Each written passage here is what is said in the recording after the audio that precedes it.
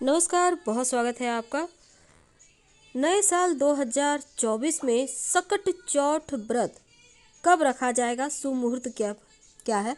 बहुत से लोग सकट चौथ को तिल चौथ या तिलकुट चौथ भी कहते हैं। इस दिन माताएं अपने बच्चों की लंबी आयु के लिए निर्जला व्रत रखती हैं और शाम में चंद्रमा को अर्घ्य देकर अपना व्रत खोलती हैं। भगवान गणेश की पूजा की जाती है और कहते हैं जो भी सकट चौथ पर भगवान गणेश की सच्चे मन से पूजा करता है उसके सभी पापों से उसको मुक्ति मिल जाती है। सकट चौथ की शुभ मुहूर्त तारीख क्या है?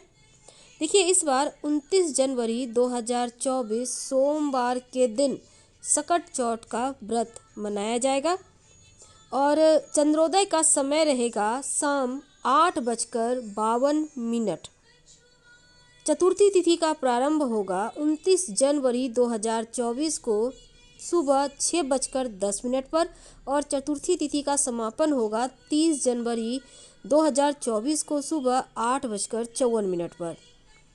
सकट चौथ व्रत में भगवान गणेश की पूजा की जाती है और इस दिन व्रत रखने से बच्चों को जीवन में होने वाली सारी परेशानियां दूर होती है। भगवान गणेश को इस दिन तिल, गुड़ और गन्ना का भोग चढ़ाया जाता है। गणेश जी के अलावा भगवान शिव, माँ पार्वती, चंद्रदेव और कार्तिकेय जी की भी पूजा की जाती है। नियम क्या है? देखिए, सकट चौथ के दौरान महिलाओं को निर्जला व्रत रखना चाहिए।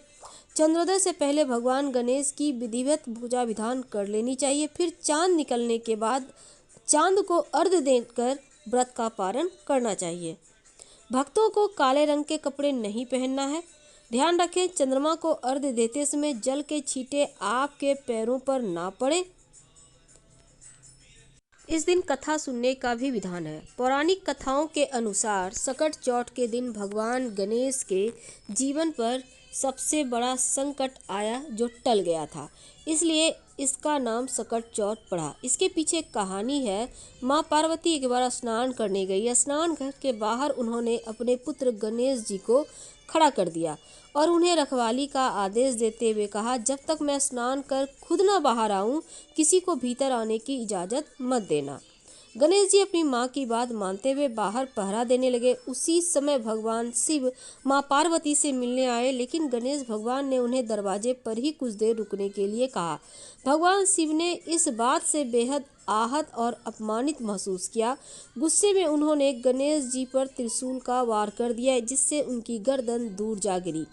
स्नान घर के बाहर शोरगुल सुनकर जब माता पार्वती बाहर आईं तो देखा गणेश जी की गर्दन कटी हुई है। यह देखकर वो रोने लगी और शिवजी से कहा कि गणेश जी के प्राण फिर से वापस कर दें। इस पर शिवजी ने एक हाथी का सिर लेकर गणेश जी को लगा दिया। इस तरह से गणेश भगवान को दूसरा जीवन मिला। तभी से गणेश जी की हाथी की तरह सूंड होने लगी और तभी से महिलाएं बच्चों की सलामती के लिए माघ माह के कृष्ण पक्ष की चतुर्थी को गणेश चतुर्थी का व्रत रखने लगी। तो हम आपसे विदा लेते हैं। जानकारी अच्छी लगे तो लाइक कर सब्सक्राइब करें, शेयर करें, कमेंट करें। धन्यवाद।